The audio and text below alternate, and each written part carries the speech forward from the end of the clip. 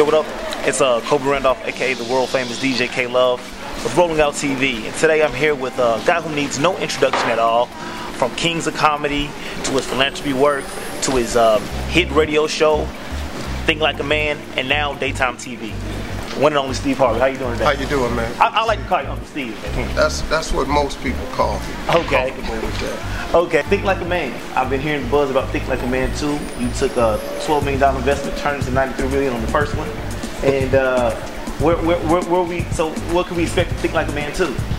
Well, I mean, we haven't gotten a script for it yet, and they'll come to me, and just like they asked me to okay the first script, they'll come to me with the right idea. We have an idea in mind. Some of the same players are being, of course, Kevin Hart. But we got an idea. We're working on it right now.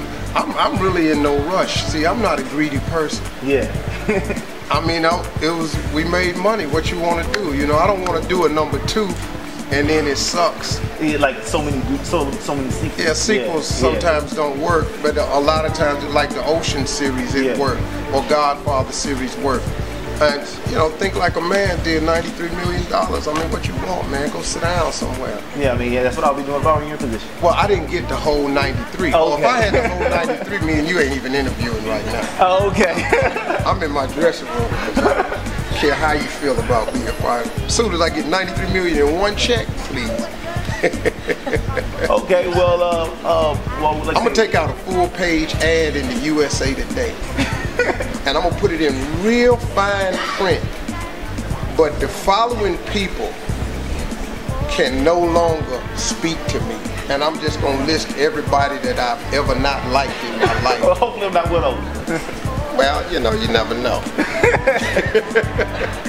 Since you've been in Chicago, and we know you from daytime TV and all the other things you do in the celebrity spotlight, but a lot of people don't know how much you do in the community, especially dealing with young males. I had an opportunity to come check out the mentoring program in Chicago a few weeks back, and we did the turkey giveaway, and what really touched me was the closed session that you had with the guys that night.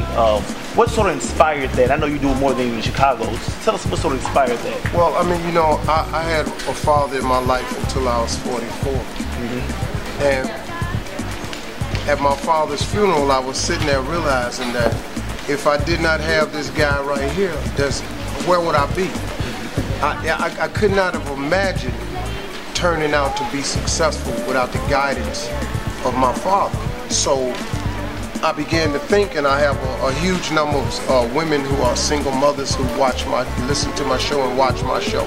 And so I just said, wow, man, what could I do for them? Because it's got to be a daunting task to try to raise a boy when you're a single parent. And so I decided to start the mentoring camps around the country, like I did here in Chicago. The main one is in Dallas. We've done New Orleans, Los Angeles, New York. We've been to quite a few cities with it. You're sort of becoming like the, not poster child, but poster man for, the family guy. And it is the holidays, so what are the holidays with the Harveys like? I got a great family. My family's blended. Marjorie had children when we got married. They all call me dad. I love them like they're my own. We never call each other's kids step-kids. We don't have step-children. We just have children. She's accepted my youngest one who lives in the house with us, Winton, and she takes care of him, like her own. And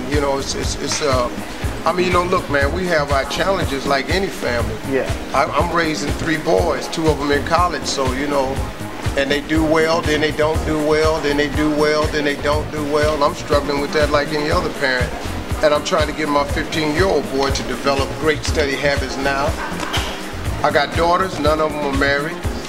They all constantly are in my pocket, some form of fashion. But I do it because, my daughters are special to me. I don't want my daughters to ever be without, because I don't want my daughters to have to need a man. I just made a commitment to my daughters that until you get married, I'm gonna take care of you. Whatever you need, just come by. You ain't gotta go by no boy's house asking to help you get your car fixed, because I know what comes with that. So my daughters are special. I take care of them a little bit different than I do my sons, and then I've given them a perfect example of how a man should treat them because of the way I've treated them and the way I treat their mother. So I don't think my daughters are gonna have a problem, you know, in that area. Do they have outrageous wish lists for Christmas or like the gift? Oh yeah. Cause see, but I have to tell my kids all the time, you all are the poor people in the family. See, Daddy got money. You're the poor person in the family. My kids don't work, man. Now my grown children, they work, so they can buy whatever they want to buy. But my kids at home, it's a tough challenge because you know you work hard so you can give your kids a better life and one that you didn't have. And of course they have that, but I gotta watch what I do because how do I teach them the value of a dollar if I give them everything? Yeah. So my sons, you know, they're juniors in college. They get no help from me financially. I pay for college, but if you want pizza money and you want gas, that's on you, man. You gotta get jobs somewhere. So they down there now, they struggling. Okay, well we all go through that. Well thanks, man. Maybe we have to go, when it gets warm, go, you know, grab around the golf or go to a Bulls game. Now, do you play golf, man? I do. I played since I was 15 years old. Oh, you play well. I mean, I can keep a conversation. I won't embarrass you. Well, I might embarrass you. I play bogey golf. Okay. And then what I try to do is, I try to bogey every hole, which I can do pretty much. And then when I get to the holes, when I do a couple things right, I make a par. A par for me is a birdie. A birdie for me is an outbreak on the golf course that's not good. If I hit a real birdie. So that's how I play golf, and I have a lot of fun. It keeps me from stressing out. And it's not what I do for a living, so what do I care? I'm out there in the grass, just having fun. Yeah, just having fun. Yeah, definitely like to do that. Good, well, we'll do that sometime. Okay, great. Good to see you again. Nice seeing you again. You know I remember you, don't you? Yeah, I know you do. Yeah, you used to like my daughter, didn't you? Yeah, we had a... No, you used to like my daughter, didn't you? Yeah, we had a... Yeah. But you was a pretty boy back then. Yeah, you ran all them parties and everything. Yeah, well... Yeah, that's why I ain't let your ass close to it. Thought I forgot that, didn't you? No, well, it seems like I've known you way longer than I have. Yeah, I know. It's because you was trying to hit on my daughter. You know why they ain't go nowhere? I shut that down. Oh, okay. Yeah. Well, let me say this. Carly and Brandy have been extremely nice to me since I was... stay away from them, too. Okay. Yeah, you feel me? I definitely, we have to understand. Yeah. Do I look like I'm laughing? You don't look like you're laughing. Because you ain't got no wedding ring on. You still throwing parties? Yeah. Don't talk to my daughter. Stay your ass over there in that party business and leave my damn kids alone. Okay, well I DJ for a living, so hopefully you have it. Listen to me, I'll kill you. I understand. Thank you, sir. Thank you, sir.